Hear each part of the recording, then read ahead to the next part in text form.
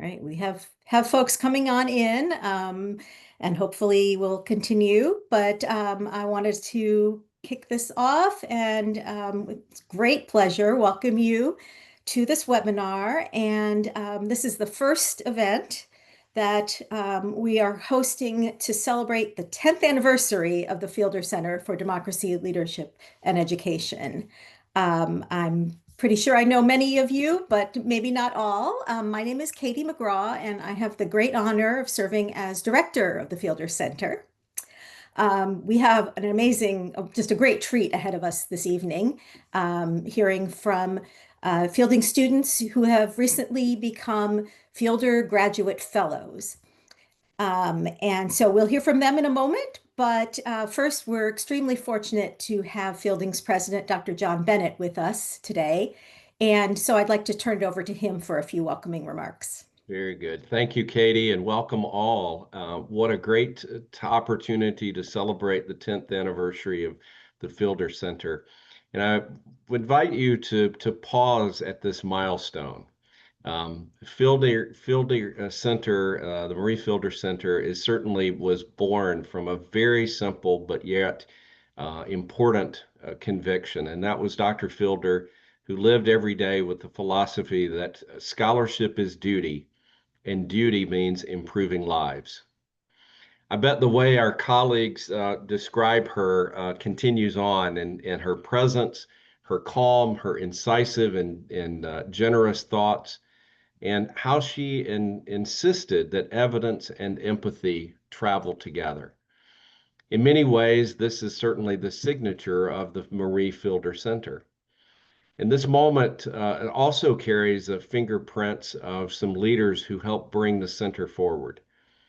The late and great Dr. Orlando Taylor, who set the tone. His unyielding ability to focus on rigor, expansion of possibilities were key to how he lived his life and certainly led the center. And Nicholas Smith, who is one of our faculty members as well as a board member, has been a steady architect of belonging, of connecting people, programs, and purpose so that the center could take root and flourish. And when I think about the Fielder Center and what it has done, I think about fellowship, public conversations, recognitions that lift community-powered change. And I hear Marie Fielder's comment in that quiet challenge where she said, "Don't admire the problem, but solve it together." That's what the center has moderated and modeled for a decade. And now we recommit to that today. And so let's mark this milestone not only with gratitude, but with resolve. From the legacy we remember to the future we're building.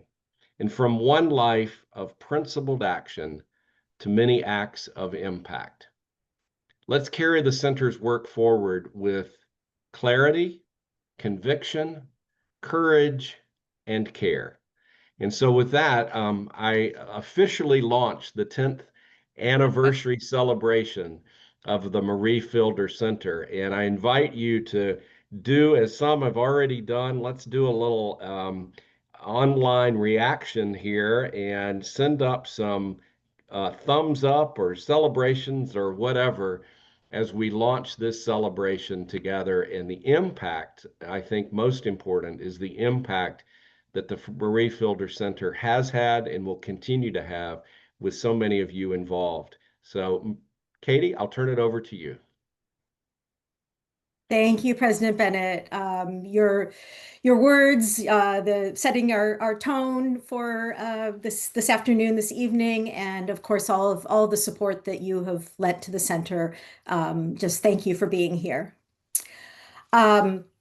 Yes, as President Bennett has reminded us, and as we are celebrating, the center was founded in 2016, so coming up on 10 years, and we're going to have a whole year of celebration. And of course, as he noted, the late Dr. Orlando Taylor and came up with the concept of the center. He, of course, had the amazing support and advice of Nicholas Smith, and I see Nicholas here and just want to thank her for her guidance, as well as members of our advisory committee, some of whom are here, and all of the other supporters. Thank you all. I want to say that it's from their vision that we now have institutionalized programs like the Fielder Graduate Fellows, the Fielder Medal for Social Transformation, which we award at convocation. And very soon, we will have a new initiative, which is going to be called Field Notes. It's a digital archive and repository at Fielding Graduate University.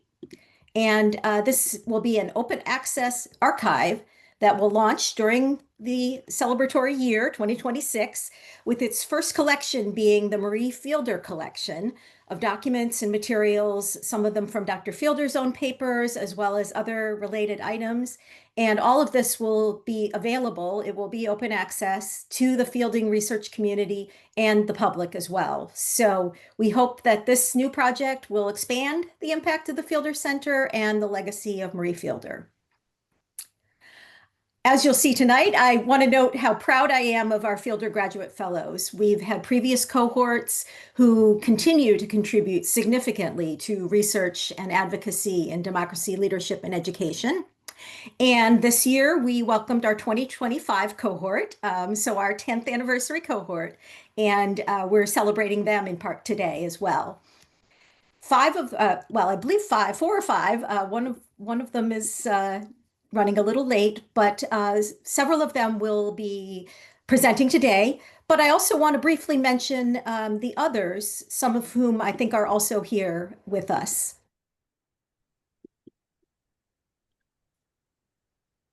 Excuse me. Carrie Aspergren, whose work advocates for improving teacher-child relationships. Morgan Baumgartner, who's focused on promoting healthy masculinity among civilly committed sex offenders. Unique Brathwaite, working on strengthening retention of Black women nonprofit leaders. Chelsea Bryman, whose project focuses on healthcare inequity. Donna Farron, who's addressing equitable access to high-quality online education. Melissa Garcia, whose work advocates for educational equity for English language learners. Stephen James, whose focus is on arts engagement as a means toward change in education and 2S LGBTQIA plus allyship. Katie Kelly, whose project focuses on white rage and hegemonic masculinity. And Mary Matambanazo, who's working on how coaching can support community leaders. So as you can see, I hope very much that we can have each of them also present their work in a future session. But tonight we have an amazing group of presenters and I need to introduce them. We will move straight through all of the presentations. So I'll ask if you'll please hold your questions to the end, or you can begin putting them in the chat and some of the presenters may start responding. So tonight we have the following presentations. Edda Jónsdóttir will lead off with her presentation on democratically elected women in Iceland. And then next we'll have Maram Alaiwat, who will discuss how systemic biases in financial advising contribute to the wealth gap. Rachel Leslie's presentation is on athletic identity and equity for adolescent girls. If she's with us, Win-Hung Yen will discuss how language access in the healthcare system impacts preventive medical care. And Yusha King will round out our session with her work on culturally responsive leadership development. So personally, I can't wait to hear all of these presentations. So we are going to work on getting started with Edda Jónsdóttir, and I'm bringing up our presentations right now.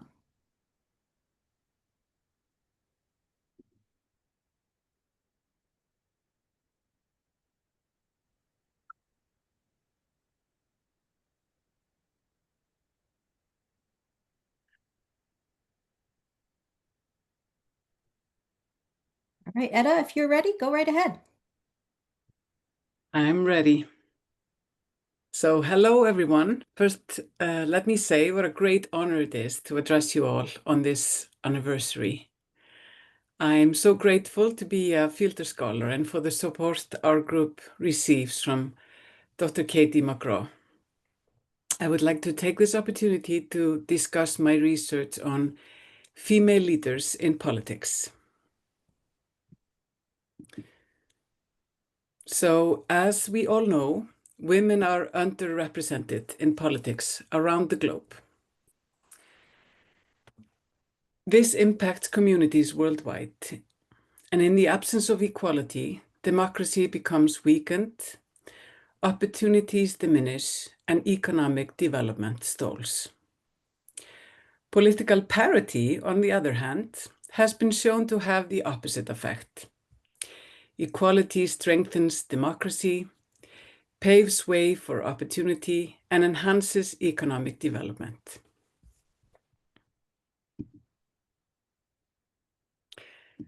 Iceland became an independent democratic republic in 1944, after having been under foreign rule for more than 700 years. Since 2009, Iceland has been at the top of the global gender gap index. Political parity is one of the main reasons for this 16-year world record. Iceland achieved full parity in ministerial positions in 2024. And the second female president of the Republic of Iceland, Halla Tómasdóttir, was elected last year as well. Here she is with her former president, Mrs. Vigdís Finnbogadóttir, who was the first female president in the world to be elected in a democratic election in 1980. Mrs. Vigdís served the Icelandic nation for 16 years. I was 5 when Vigdís was elected president. She was a true trailblazer, a single mother with a young daughter, just like my mother. I remember thinking that women can do anything. Vigdís was re-elected for 4 consecutive terms. But when a man took office in 1996, some children asked their parents if a man could really be president. In their mind, the president was by default a woman. So imagine how important role models are. This shift reflects decades of social activism, and the results did not occur overnight. The picture on the left shows the first woman to hold office in the Icelandic government in 1970. Until 2024, 32 other women had followed in her footsteps. The current government, founded in December 2024, is a 3-party coalition. Women lead all 3 political parties. Kristrún Frostadóttir, the woman in the middle, is the 3rd woman to become the Prime Minister of Iceland. Historically, women have been heads of state in Iceland for 26.6 out of the last 50 years. Additionally, women held half of the ministerial roles and 47.6 of parliamentary seats in 2024. According to the World Economic Forum, which issues the Global Gender Gap Index, this political reality gives Iceland a near-perfect political parity score. But how did this occur, and what lessons may other countries learn from this reality? The stories of the first 21 female ministers were published in 2015. The book contained a historical overview of women's participation in politics. Furthermore, a research chapter was based on a thematic analysis of the data collection grounded in narrative inquiry. I conducted the research together with an accomplished scholar practitioner. The Trailblazers narratives demonstrated that being a female minister required courage, sacrifice, leadership, and collaboration across political parties. The current research examines the breeding ground for political parity through the eyes of 6 additional former ministers in the Icelandic government, who served between 2013 and 2024. They will be interviewed in person using a set of biographical questions. The research methodology can be described as narrative inquiry informed by ethnography and phenomenology. I could have used half an hour to describe the research design in detail, but time does not allow that. However, an aspect of the research will examine their views on leadership, courage, and decision-making in their role as government ministers. But why does this research matter?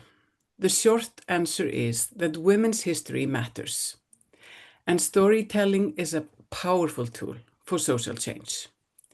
Role models are important for women in politics and for women in other fields as well. So sharing leadership stories is truly important. Continuing this research serves an important purpose now that democratic principles are threatened worldwide. Iceland may be viewed as a case study, grounded in the historical realm of the oldest parliament in the world, founded by the Viking settlers in 930. We now have a small nation influenced by courageous female leaders who've claimed a seat at the table and allowed their voices to be heard. In the spirit of Mary Fielder, the stories of these women have a pressing errand in a world where courage is needed. I look forward to continuing my research and to future opportunities to share the results. Thank you.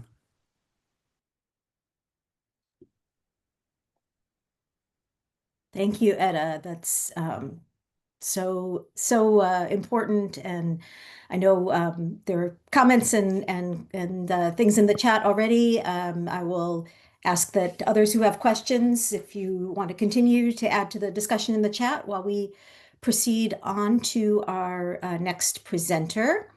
And I'm going to hand control over to Maram. One moment.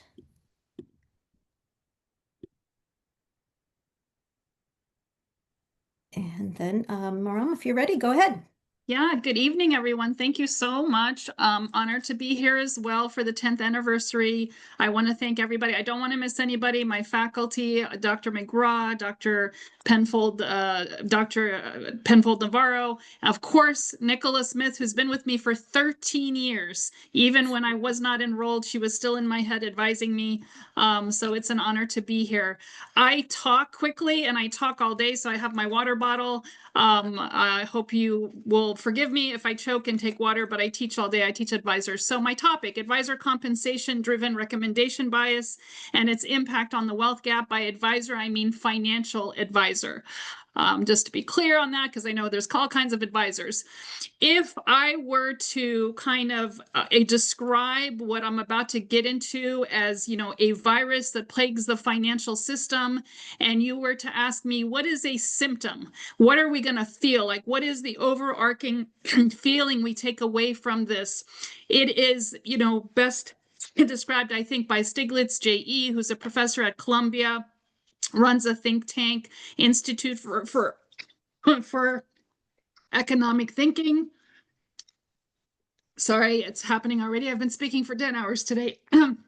But equality of opportunity, the American dream, has always been a cherished American ideal, but data now shows that this is a myth. America has become the advanced country, not only with the highest level of inequality, but one of those with the least equality and opportunity. Many people will agree, the largest financial companies in the world academic think tanks, the world's, best financial consultants, even public employer programs like CalPERS, for example, will tell you the most significant impact on the wealth gap, specifically even more so in the last 10 years, has been stock market ownership. Stock market ownership has such a significant impact, and it continues to, but we talk about it very little. As a matter of fact, as early as 2023, the Senate was introducing a baby bonds bill to attempt to have every baby born in the United States of America receive some sort of baby bond so that by the time they were older, they would have some asset. Now, bonds are not to be confused with stocks. It's a bit of a distraction. If you ask me, stocks are still what creates wealth in this country. However, that measure failed. The Senate, never actually passed it. Congress didn't pass it. We currently have this Trump version of baby accounts, which are not designed to address any wealth gap issues. Critics of the baby bonds point that out. But the point is, this is the most significant impact. And we talk about all the other factors, which are very instrumental: historical discrimination, racial discrimination. However, right now, this is creating a wealth gap that is widening with such strength. We have to give special attention to it. And what's worse is that it's not that advisors don't necessarily want to offer various stocks and things that have proven to historically over time build wealth. It's that most Americans are actually locked out of the ability to purchase some of these stocks. In addition to that, we have shifting wealth. So wealth shifting more towards the private markets, meaning a larger proportion of what we used to be able to buy on a public stock exchange, shifting into the more private spaces where it's inaccessible. So how is it inaccessible? So there's something called accredited investor rules. So you can only get into certain stocks. And again, I'm talking about things that have historically created massive wealth in our country. If you're an accredited investor, the definition of accredited investor, you have to be like one of three things. Either you have to have $1 million of net worth. This has to exclude your primary residence. So you can't include like equity in your home, or you have to make $200,000 a year for several years, documented, of course, by your CPA. Or if you're married, $300,000 a year, documented by your CPA. Or you can be an investment advisor like me and have one of three licenses, either a 7, a 65, or an 82. So that's, you have to qualify actually to be able to buy some of this stuff that, the wealthy in America buy regularly. So what if you do qualify? So I, for example, am an investment advisor. I have a Series 65 license. So I would pass the accredited investment qualification. Well, now there's a second qualification, and that is now I have to have at least $100,000 to invest. I personally have never seen any type of accredited investment where they asked for less than $100,000. I myself have attended seminars where I was asked to speak and then asked to leave the room if I wouldn't sign a statement saying for the second part of the meeting that I was committed to investing at least $100,000. So then the second bridge you cross says, maybe I had a good few years and I made a good chunk of money, but now I have to invest at least $100,000. Let's say you have that $100,000, or maybe I sell my house and I have $100,000 lying around. Well, now I have this other challenge, and it's the illiquidity of it. So not only do I have to be accredited, but I have to have large sums of cash, and now it's going to be tied up, usually tied up in the form of real estate syndicates, or syndicates that a syndicate is basically a group of individuals who form their own company, and essentially it's managed by people other than yourself. So this is a common way that the rich become richer, by kind of monopolizing on some of these investments, in addition to the fact that we have more of those investments shifting into that realm. So I am kind of at the final stages of my dissertation. One of the really exciting things I love about being now at the Marie Fielder Center is there's just so many areas that, as Nicola likes to remind me, are multiple dissertation topics. So there are a lot of different areas. One thing I just like to point out, because everybody thinks that sees documents, and I teach advisors as well, that there's misspellings going on. So it's actually very important to understand the difference between an advisor spelled with an O and advisor spelled with an E.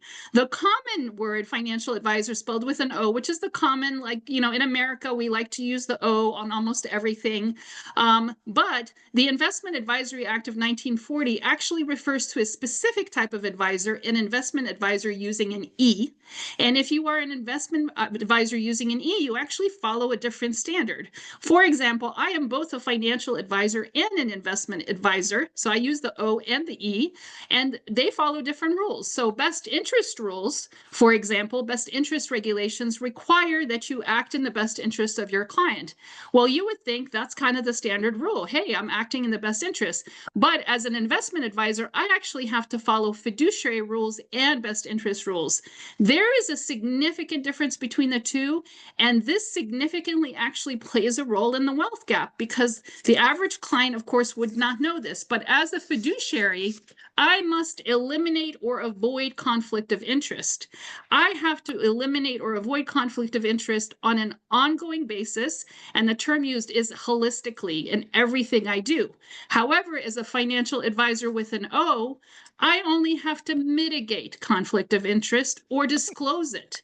And I don't even need informed consent. So I can disclose it and I don't have to wait for the client to agree. If I disclose it in any format, I'm safe. It's also on a specific case-by-case basis. So it's not even, I don't even have to be good holistically, like I do as an advisor with an E. So there's a big difference there. Broker-dealer is a term you'll see frequently. And if you're coming to the global session, I have a whole poster on the history behind broker-dealers and how they pay. But as an advisor and an advisor, you can only have one broker-dealer. That is the entity that trades, buys securities for you, handles the trading and selling of securities for advisors and for themselves. So there is an inherent conflict of interest just there. They are not only buying and selling for you, but they're somewhat competing with you. The grid, which is a term you'll hear me use, is how is the pay structure designed on how advisors are paid, which is heavily dictated by regulation. Again, if you happen to be at Global Session, you'll see a historical analysis of how the grid has changed as our regulation have changed. And again, these changes, I believe, directly contribute to the wealth gap. There are regulations that have unintentional consequences. My dissertation takes a deep dive into that, so I'm not going to address that tonight, obviously, with the limited time.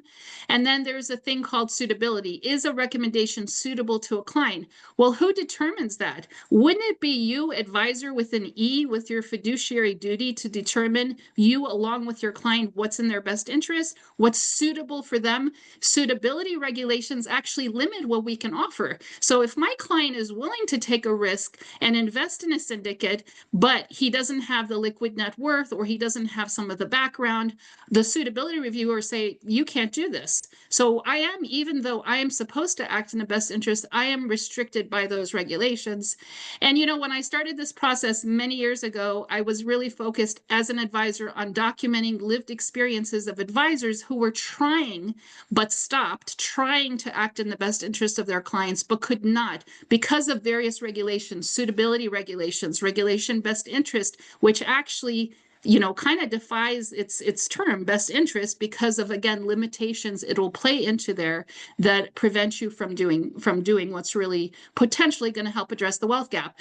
So this is a very busy slide, but I wanted to show you a perfect example. I think it's a great analogy. A lot going on here. Here, if you can imagine, these 5 people down here have $1 million each, and up here, there's 5,000 people with $1,000 each, right? So here's an example of where it's very difficult to do what's in the best interest of your client. If you generate 5 million in GDC, that's gross dealer concession, that's profit for the broker dealer. If you bring in 5 million in this sample public grid, you would be taking home 50% of that using this broker dealer's grid. Now, if you are serving middle to lower income America and people are investing at 1,000 a pop, you need 5,000 people, right? So you need time, you need effort, you have more compliance, you need to hire assistants, you need to do all that, and you'll probably never hit 5 million because that's the average advisor can't actually handle productively more than 200 clients a year. They can't. So you're talking about, but let's just say in some magic land, an advisor was able to handle that money, you'd be earning 50%. Realistically, if you have 200 clients, putting in 1,000 each. Now you're earning 20%. So while the regulations, dictate the grids, and the grids are supposed to be fair and equal based on productivity, how are you being productive unless you're selling high-priced items? You would have to sell 100 people a much higher price, something that earns a lot more profit for the broker-dealer to get up here. If you want to earn 350,000, you're going to have to sell the higher-end product, or you're going to have to put the clients and products that have more restrictions, meaning more potential to earn commissions or fees for assets under management in order to make a livable wage. So I'm not going to get into these slides, and it looked like they kind of got squished here, but this is some of the entities just to kind of recognize. In my dissertation, I do talk through each entity and which regulations they basically cover or monitor, or what compliance looks like for each of those organizations as far as broker-dealers. I also, again, in my poster session, get into the history of the regulations and how that change in regulations impacted broker-dealer grids. So one of the interesting things I could not help but focus on is how is some of this stuff implemented? So when the regulations come out, how are they implemented? Most of the implementation is in the form of forms the client signs. The two most common forms that are significant to the industry is one the SEC uses, calling the Customer Relationship Summary, and one is FINRA, the Financial Regulatory Authority form, and it's called the Customer Confirmation Form. I work with clients and agents and financial advisors all day. I've never seen anyone actually read these forms, but they are what allegedly create compliance. They require financial literacy. There's a lot of legalese in these forms. And again, clients are clicking and signing online particularly, and they don't see this. So really, the transparency is not very transparent. So in the respect of time, what I wanted to do just kind of highlight and summarize my core learning and insights from this. Here's my favorite quote up top. I will tell you that based on my research, which is in its ripe stages right now, I do believe there's every reason to believe that recommendation bias exists. It's both systematic and individually. From a systematic point of view, in my research, I found that in the examination of policy changes, all these different organizations I mentioned, white paper, litigation, other things, that some of it is unintentional, but some of it's unintentional in sort of a negligent way. It's like they wrote the regulation, but they really didn't try to measure what would happen on the tail end side. It's like funding a big initiative, but then not having the money to actually, feed the initiative. But there is some premeditated, what we call regulatory capture, and that's when larger companies and larger firms are given more leeway. We call it special interest influences in other industries. In financial industry, we call it regulatory capture. The regulations are trying to make sure everything remains economically stable, so they really don't want to go after the big companies, and the costs end up filtering down to the smaller companies and the smaller producers. From the personal advisory level, the moral hazards stem from the fact that we can only have one broker-dealer, and therefore I need to have peace with my broker-dealer. I need to produce enough income for them to do my compliance. I just went through my broker-dealer audits last week. They were here in Detroit examining my 2 offices. I have to smile at them and make sure I'm complying with everything they want because they're doing my audits, right? So there is a relationship that, creates a need to satisfy them, even if something is not necessarily in your client's best interest. It's all about the firm's goals rather than client interest. The literature also points to the fact that middle and low income communities, there is just no incentive for these broker-dealers to focus on them. The cost of compliance is also very high to the broker-dealer, and so they need in a big economies of scale, just like anything else, to do well. Accordingly, these compensation grids and business models, they disincentivize financial advisors from building relationships with low asset households, and that is a key systematic factor in expanding the advice gap. The low to middle income community is not getting the same advice. They're not getting access to the same funds. And unfortunately, the pattern of this is growing. So those are my key findings. Thank you so much for listening. I hope I didn't go over time, Dr. McGraw. You're just fine. And fascinating, really amazing work looking at something that most people would never think of and how it contributes. So Really appreciate your presentation. All right, I'm going to move next to Rachel, and I'm going to hand over control of the slides to her in one moment. And Rachel, if you're ready, you should be able to go right ahead. Thank you, Dr. McGraw. Thank you so much for being here tonight, everyone. I'm honored to be a Fielder Fellow and a PhD student at Fielding Graduate University. So my dissertation is Advancing Athletic Identity and Equity for Adolescent Girls. I'm not sure if I have control. Oh, there we go. Sorry about that. So the focus of my dissertation began with the question, how do elite female athletes navigate the development of their athletic identity during adolescence? So a lot of adolescent girls depart sports around the age of 13. I believe it's something like 60 or 70% exit sports. And there's dozens and dozens of studies that are looking at why that happens. And we've learned a lot from those studies, such as body image issues, pressure, social anxiety, and things along those lines. However, no one has yet looked at what helped the girls that reached the highest level of sports actually continue and stay. And I believe it's having a healthy athletic identity. So using narrative inquiry and gathering stories and lived experiences of elite female athletes, the top tier of athletes, Olympians, women in the WNBA, women in the LPGA, and other professional organizations, I'm researching how and what made these women stay all the way up to the pinnacle of their sport. So I'm not going to be talking much about the research today. I'm actually going to be talking about the project that I'm doing through the Fielder Center. But first, I do want to do a brief overview of the published research. So as I mentioned, I guess it's 40% of girls exit sport by age of 13.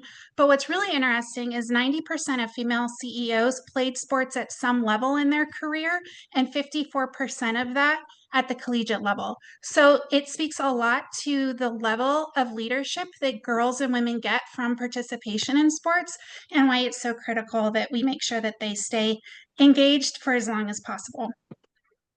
So my Scholar Advocate project, my font is so small there, I apologize. My Scholar Advocate project helped really bridge the gap between my scholarship and dissertation work into being a practitioner and bringing that work to life.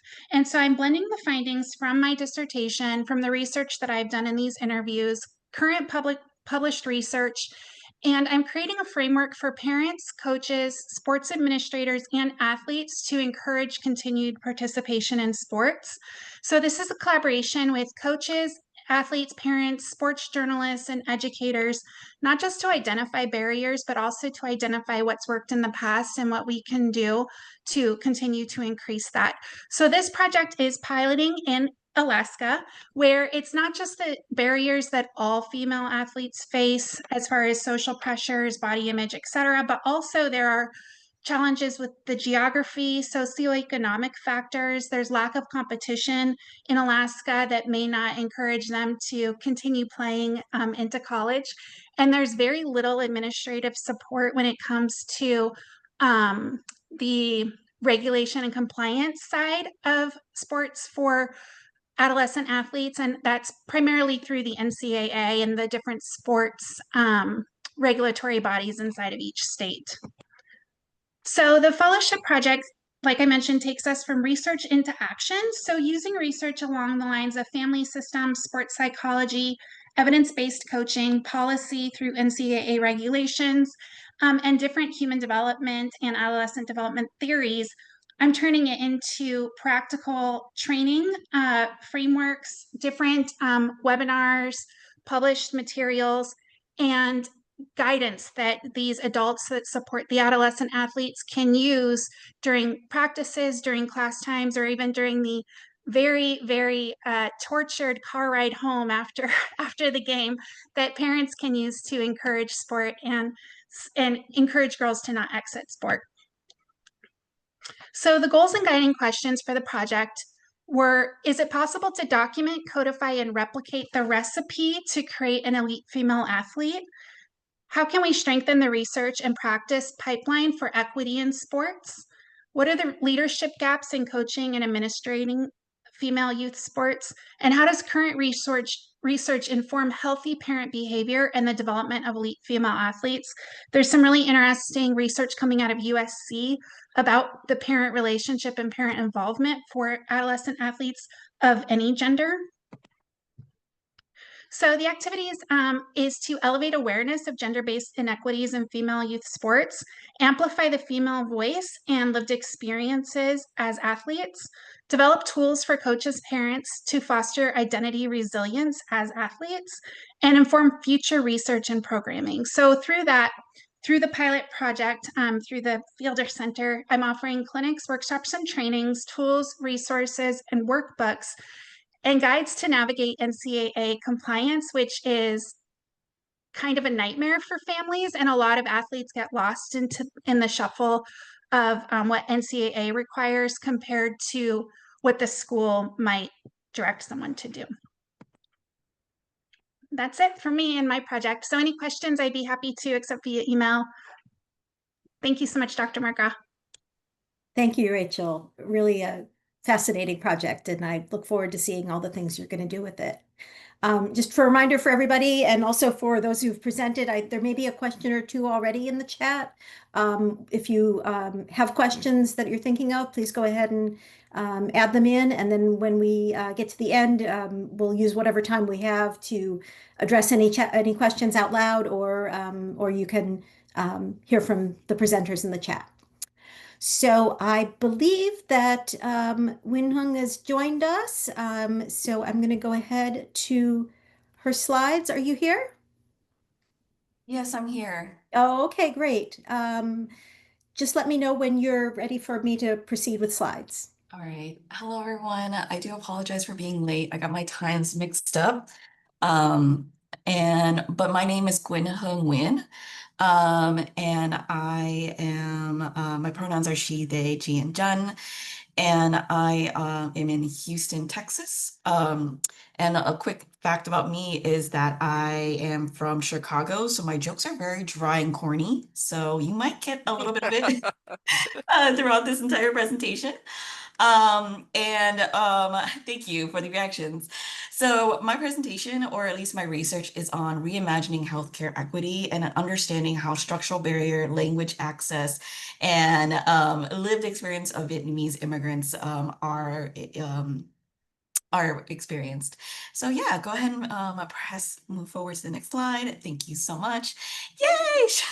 I see all the Chicagoan folks popping up. So most of my project, or at least my research interest, is on really language access and how it impacts those who are immigrants or non-English speaking preferred folks experience the healthcare system. Fun fact, or an interesting fact, is that over 20 million people in the US prefer a language often other than English in the healthcare. So instead of limited English proficient speakers, I'm going to use non-English preferred speakers because a lot of them prefer non-English. And they often experience higher misdiagnosis rates, delayed treatment, and lower preventative care engagement. And for Vietnamese communities, especially first-generation refugees in the United States, language barriers intersect with racism, class inequity, and immigration policy, forming structural exclusions. And to note that the language exclusion isn't just about a communication issue, it's a form of structural violence embedded in our healthcare system. Go ahead and move on to the next slide, Dr. McGraw. Thank you. And so with that being said, most of the research that I've been reviewing for my dissertation stops at language barrier. So I wanted to know why these barriers persist even when interpreters exist, right? And so through my research, I'm using oppression framework, intersectionality framework, and health disparities as part of my, my analysis. Okay, you can move on to the next slide. Awesome, you're doing amazing. So together, a lot of this framework shows how language access is not just a translation service, but it's also a structural determinant of health. And with that, I partnered with Uri Juntos, a Houston immigrant rights justice organization. And through them, I surveyed 183 Vietnamese adults to understand how linguistic discrimination, institutional trust, and access to language access services shape preventative care. And this is one of the first quantitative studies focused exclusively on Vietnamese non-English speakers in Houston, which helps bridge together a community partnership with academic rigor. Okay. Yes, thank you. And so with that being said, right, discrimination, from what I found, discrimination has led to avoidance of care, which confirms a lot of the things that I had hypothesized. And people experiencing language biases are more likely to delay care. And trust behave unexpectedly. So what was interesting is that sometimes people with trust or high trust still avoided care, and suggesting that trust may reflect limited options or not a lot of confidence, right? So I really find that very interesting. And that also another thing that we found was that LAS, or Language Accessibility Service, alone didn't erase inequity, even when interpreters were available, and structural inequities persisted. Equity isn't achieved through translation alone. It is required rebuilding institutional trust and accountability. Fun stuff. So fun. Okay, next slide, please. Thank you so much. All right. Why does this matter? Structural change requires policy, enforcement, funding, and accountability, not just individual efforts. We know that within our policies, we do have language access policy, but it's not necessarily equitable throughout the entire country, right? And especially through my research, I was able to find that. And so these findings highlight that policy fixes without enforcement reproduces inequity, while also LAS expansion must be paired with funding, oversight, and intersectional policies designed that addresses racism, class, and immigration status together.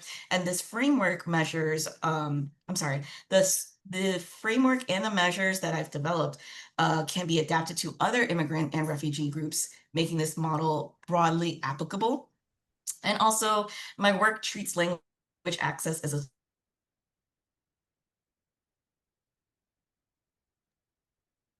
I think we lost your sound.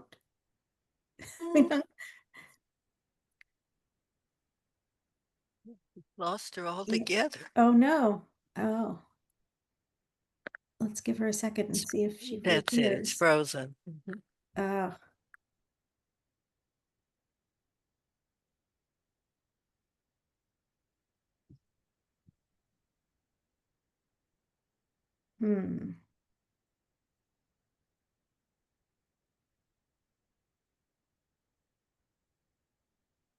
Hoping maybe she would come back in. I think she's trying to get back in. Quick question, Katie, will all of these Yes. be posters? Will all of these be posters in Cincinnati? I don't believe everyone here has a poster, but I'm trying to think. Etta, I don't think yours is a poster, but several are, as well as other Fielder fellows as well. Great, Etta? thank you.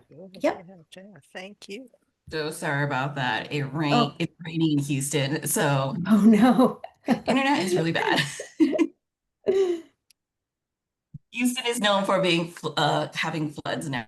Mm-hmm.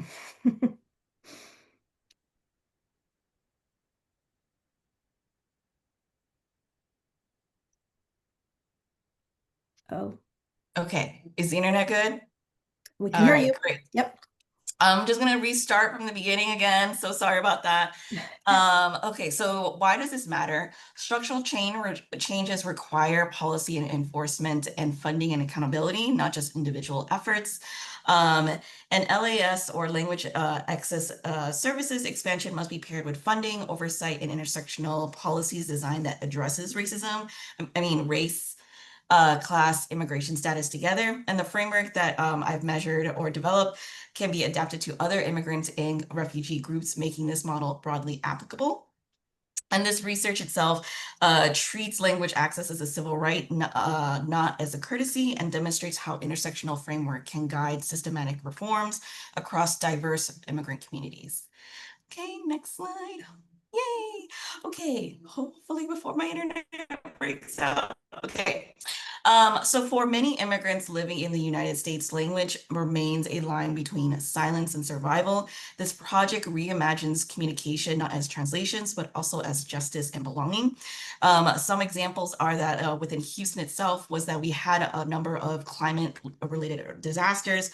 I think some of y'all know about Harvey, and that a couple years ago, many immigrant populations were left in the dark, unfortunately, and did not get a lot of communications about like evacuating their areas. And so this is really important for at least like Houston and as well as in many other immigrant communities.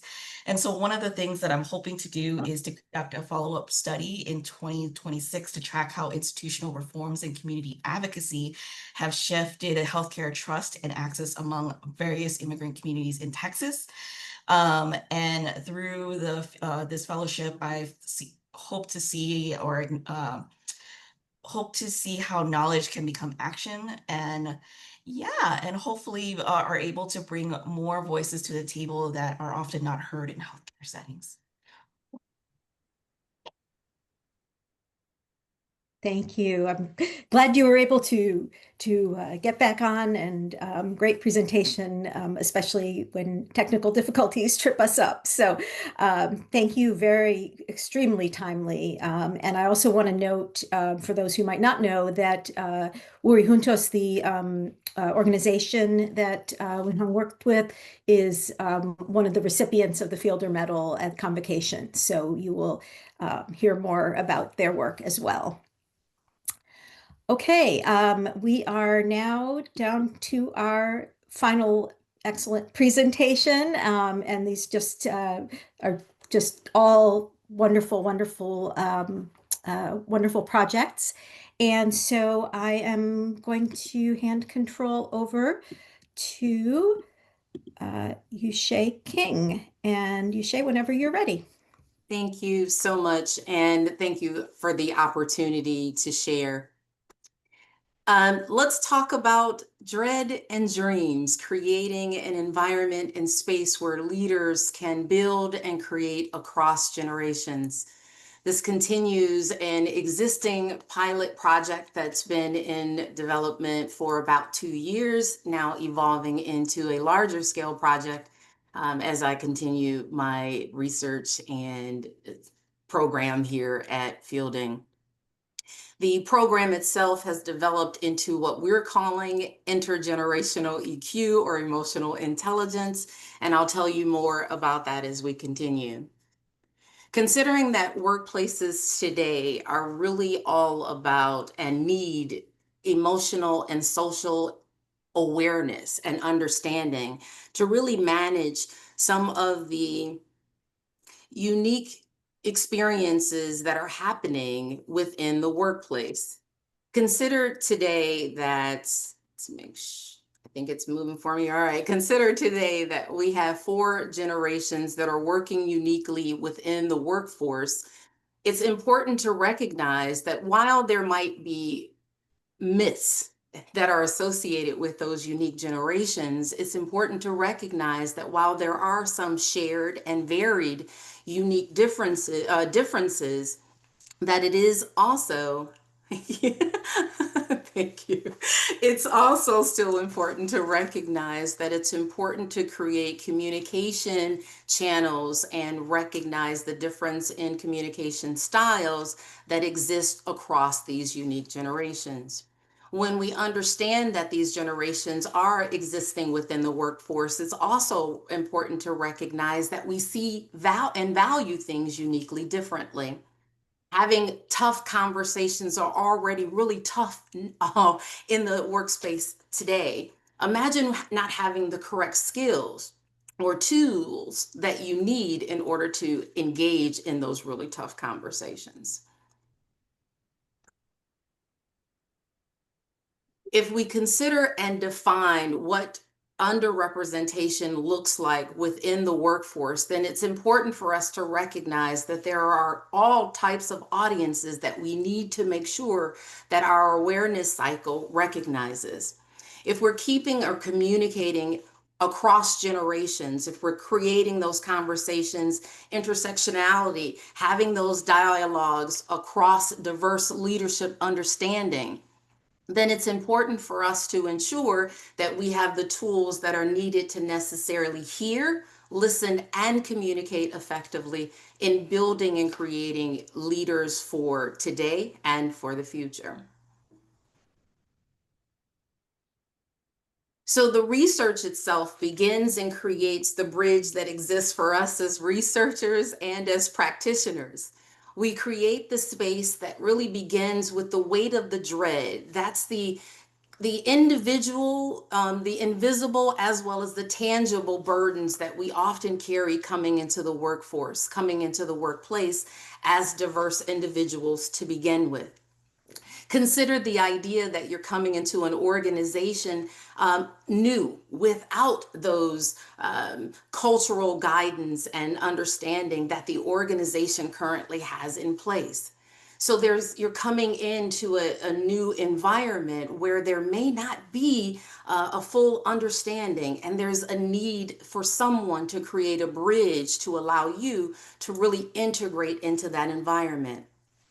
Overcoming past experiences, your lived experiences coming into the workforce, understanding what you did before may not enable you to really stand in the place that you're in today. So learning and recognizing new tools are going to be important. That's where the visioning comes in, and that's where we get into the idea of dreams. Recognizing that leaders are also, while they're having this duality, this role that they're playing, they're continuing to look at what it looks like from the dread perspective, but also that's the past and those past experiences, but understanding what it could look like to vision it and idealize something uniquely different.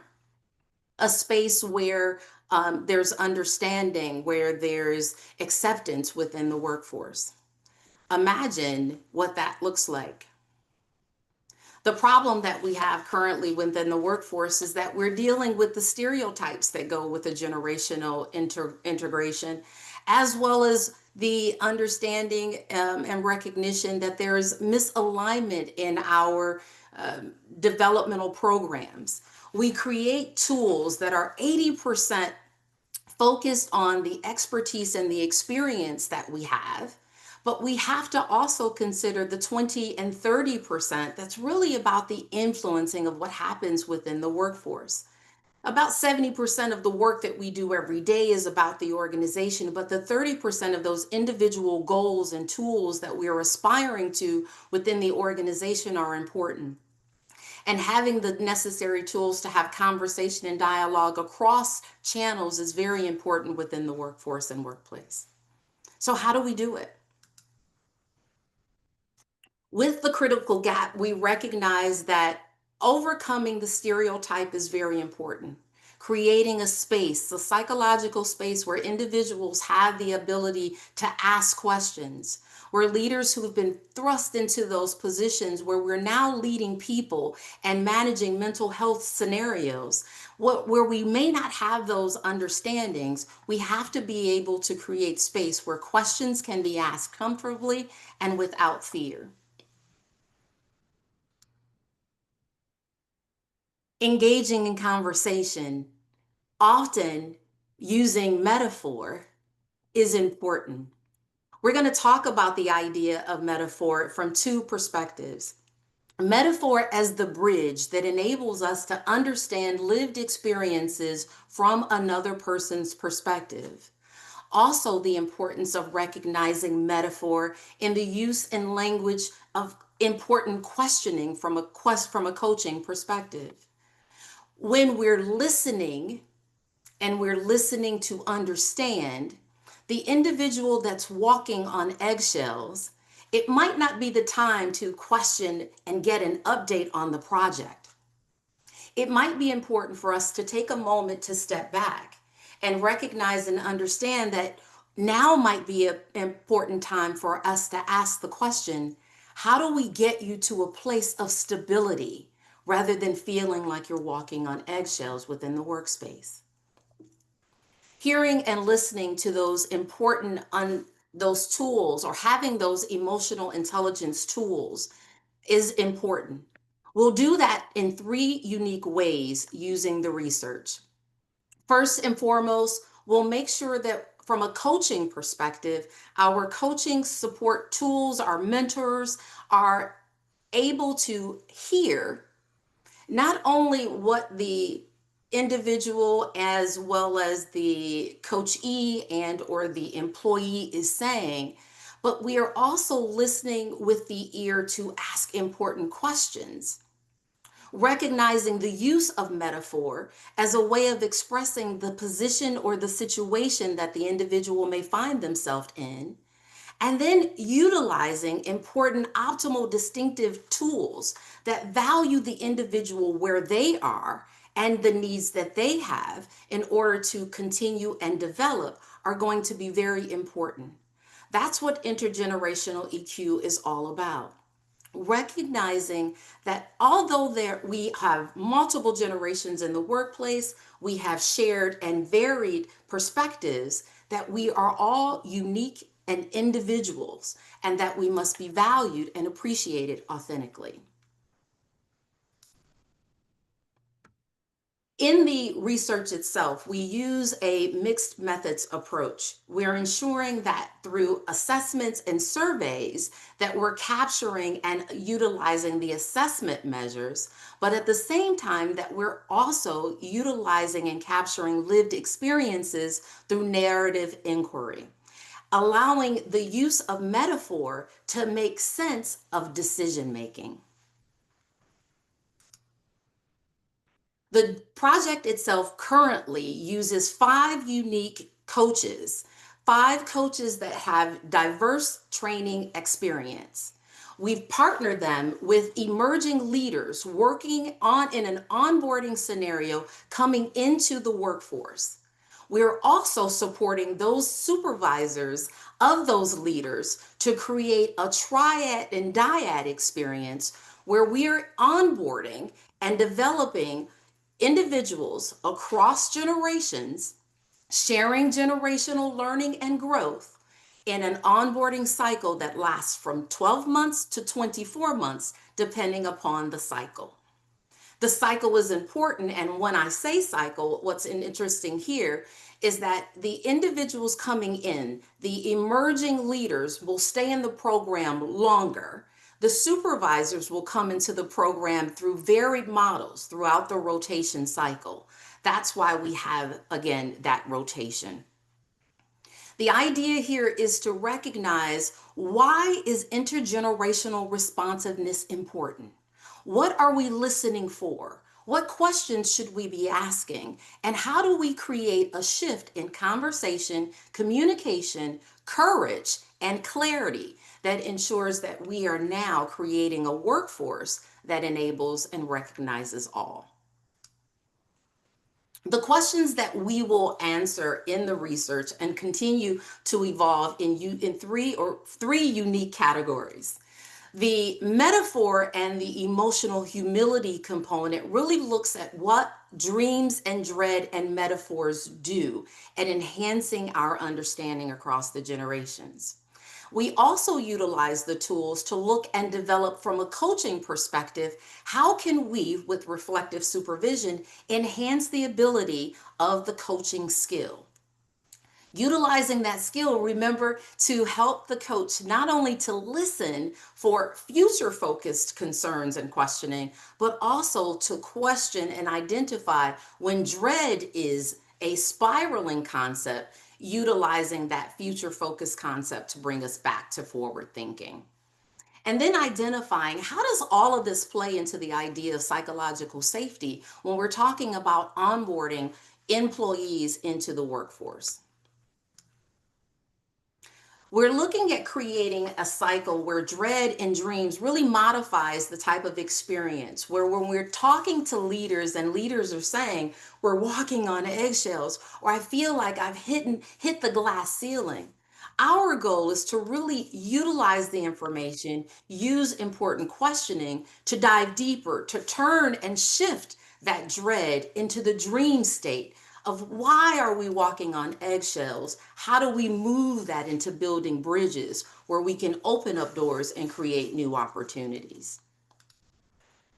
The program itself, we hope to evolve and allow for the transformation that allows the intergenerational emotional understanding, the social awareness and acceptance that enables an early career adopter and a senior leader to combine and create the growth and the competitive advantage that's really needed and necessary for leaders of today and leaders in the future.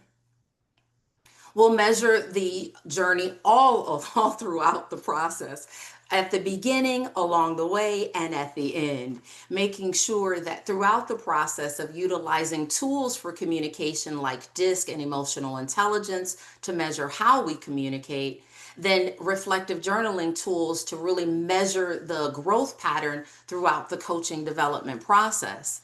Creating thematic analysis and utilizing those conversations to really see how the evolution turns. And then finally measuring at post-assessment, where have we come from and where are we hoping to attrition or move toward or move into now that we have a better understanding of what generational awareness gives us. Allowing this new research to apply itself, we hope to create a further validated tool that really sits within the intergenerational and emotional humility space. We're not talking about emotional intelligence or really that quantitative perspective. We're really talking about those tangibles. How do we feel? What do we see? Creating a replicated curriculum that can be modified and utilized across businesses everywhere and in each industry.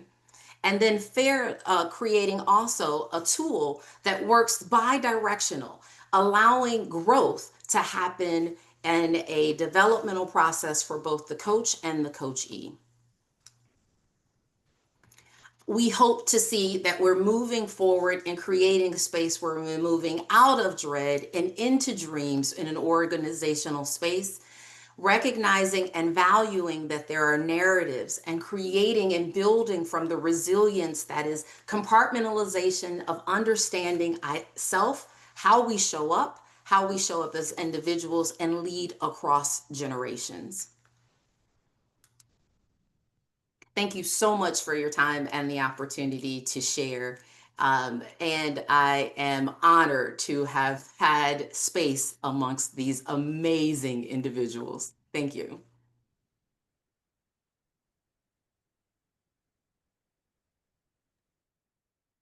Thank you. Wow. I think you can see why I am so enthusiastic about our group of Fielder Fellows and everything that was presented here. Amazing, important, timely contributions. And so the fellows, this cohort are absolutely doing the Fielder Center proud. And I'm so excited that they were here today. I've seen some questions, I believe, in the chat and some comments. Does anyone, David, please? Yeah, wow, amazing presentations. Just so exciting, all the work that you all are doing. I have a lot of optimism for the future with people like yourselves as leaders coming out here. What programs are folks in, Katie? I'll let the presenters speak up. Edda? Yes, I am in the PhD program in the ODC. And Maram? Yeah, I'm in the EDD program, Leadership for Change. And Rachel? I'm ODC Human Development. Okay. I see you put in the chat when hung. Good. Applied psychology, yes. And Yusha, ODC with an ODC. emphasis in reflective supervision. Excellent. Thank you all so much. Yeah. Philip. Now, these were really great presentations. I also noticed how there's a common theme for these. I mean, in these times where DEI is always maligned because people don't frankly understand it, I was thinking of my medical experiences because, I mean, my English may be pretty okay, but I'm from Germany originally. I don't understand everything that doctors ask. But the doctor once asked me, when I touch this here, does this feel tender? I didn't know what that meant. I've never been asked that question in that way. And I also know some people who wouldn't know what oncology means, who wouldn't know English speakers, who wouldn't know how to navigate these systems. So what I'm seeing here is a possible argument to say, with an added layer of not just empathy, or but also understanding of the customer. This actually, all these were arguments to say how to improve the system through adding more diverse perspectives, but actually that increases access for everybody. There's actually financial systemic incentive here that would make the system better. I mean, if I follow that logic, because that's how we oftentimes have to sell it. Yeah, when we make the argument that DEI is just something we do so those little people have some kind of way of access. No, we are speaking about huge contingencies of people who are not able to access the system, and the system would be stronger for it. Yeah, so that's, I think that came through clearly. Thank you, especially in the last presentation. Thank you. Thank you for that comment. Yes, I think absolutely. I see in all of our Fielder Fellows that ability to find those insights and ways that are really leading toward change. Can I add a quick comment to that? Because I think it's so important what he just said. And I didn't cover it specifically, but I had done a Juneteenth presentation specifically on the back market. From the financial perspective, you know, when you have people trying to serve those communities, that's exactly kind of what we're talking about. They don't necessarily have access to many million-dollar clients. So someone coming into the industry with one large client's already way ahead of the game, already on the top of the scale. And that's why we don't have enough Black advisors serving their communities or enough Latino advisors serving their communities. So great comment.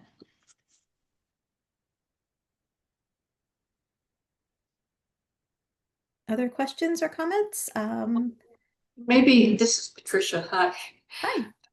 Kudos to all of you. And I had a chance to be interviewing some of you when all of this was coming forth a few months ago. So it's great to see the full presentation this way you did it. And once again, I think, I don't know, Philip, if you were alluding to this, but the theme of equity certainly is cross-cutting in all of the presentations, even if it was not in the title. Equity, I also think that the whole idea of belonging and inclusion, which we know is part of the other language we talk about in terms of organizational development, organizational well-being, and how people who come to work, come to school, do feel that sense of inclusion and how that affects their performance and how that affects their sense of well-being in that particular environment. So all of those themes seem to me so relevant and also part of what you had to offer. And it's really, Katie, this is I don't know what we do with all these presentations. I mean, we have the privilege of listening to them, but I really think they need a space where they need to be heard by more people. It's because they are, I think, really groundbreaking themes and topics that you have taken on here as scholars. Once again, thank you and congratulations. Yes, I agree. And as a part of our celebration, our 10th anniversary, I'm hoping that we will have some opportunities and publications, artifacts, whatever they might be, that my colleagues can help to develop. That's why part of why I'm so excited about the amazing work of the fellows, because I think it really will go out into the world. They will go out into the world, but their work will also go out into the world and become known. Yes, I have more hands. Nicola. Yes, I just wanted to enjoy the moment and to celebrate it with all who are on this call, and to say particularly to the presenters, what a wonderful group you are to denominate the 10th anniversary of the center. Just how emblematic, how telling, and since I'm of the generation that spans the founding, you are the vision that so many of the founders had. And I'm saying even the founders of Fielding, much less the founders of the center. But I can't speak to the experience of the center without remembering Orlando Taylor, who was really the progenitor of what we have today. And to say to those of you who did present and who are fellows now, how much you are the realization of that dream. And Philip and Pat, I thank you both, because you unerringly found that common thread that links all of the presentations and probably underlies the support that all of us here have for the idea of the center and of Fielding, and that is access. You know, small d Democrat. Let's let it work for all of us. We're all contributing to it. And how do we bring that sort of, systemic advocacy, as one of our presentations held forth? We certainly have the dream that Etta presented and started us off with in terms of how transformative that can be. So, privileged to be here. Thank you all. Thank you, Nicola. That really says it very, very well, in terms of everything that we are hoping for and have seen. We still have a few more minutes if there's any other comments, questions. Lanil, I thought I saw your hand up. I saw his hand and it went down, so I'm not sure if he still would like to say something. Well, sorry about that. Yeah, I've been, as many of you know, been dealing with healthcare issues the last 6 weeks or so. So just getting out of the brink there, but I'm really echoing what Patricia and Nicola have said about these presentations, and I think we ought to immediately engage Jean-Pierre in trying to get these anthologized through the Fielding University Press, and he may also have a mass media option in addition to the publication. So I think we can do that rather quickly, because I think many of the folks who are at or beginning their dissertation process, so they actually have substantive findings to reflect in the publication. So I would recommend that we do that immediately. I agree. We will take that up. Thank you for the suggestion. Maram. Thank you. So there was a question. Let me lower my hand here. There's a question from Nancy Shapiro in the chat that I committed to answering. So I just wanted to answer. She asked, what recommendations do you have for remedying the inequality of access to solid financial advising? I wish I obviously had the magic answer, but right now, based on my research, a three-prong approach. One, everyone should have the same fiduciary standard. There should be no conflict of interest. You should holistically bear that in mind, and so I think it's very important that, people understand, and that needs to be corrected, that you can't have people walking around that have different standards they have to meet in truth. There are different truth standards. So that's number one. The second one is, I do believe the regulations can be written in a way that's tighter. Right now, they kind of allow for a scope of everything from fraud to being fired for, smelling too flowery. I mean, really, the scope is so wide and depending on your influence in the organization. So I think those need to be, so regulatory changes definitely. And the third one is we need to look at like the insurance industry, where in the insurance industry, if you close a $10 case or if you close $1 million case, they will actually pay you per case because they're looking at how much service you may have done. And sorry, I have this talking issue, but essentially, I was speaking with Nicola earlier in the week and told her I had actually set up 40 client accounts for low income clients and made negative money. They don't actually pay me on those low accounts. So I spent about a week setting up. If I were paid per case, like many insurance carriers pay for selling insurance policies to the community, then I would have made some money. So we can definitely look at, broker dealers can choose in their commission grids to say, look, if you're servicing a low income family and this is all they have, you're going to put out the same amount of time, if not more time, because more financial literacy might be required. They don't have a CPA or they don't have a tax advisor. They may need more assistance understanding what their options are. Then maybe we can, pay for time, just like they do in the insurance industry to incentivize insurance agents to sell small policies. So those are kind of my 3 tiers right there. Thank you for listening to that. Thanks for offering it. Yes, thank you for noting the question, and we'll make sure that that the recording gets to Nancy so that she can have your response as well, and as well as everyone else. I'm not seeing any other questions. Lots of wonderful comments in the chat for our presenters. And David.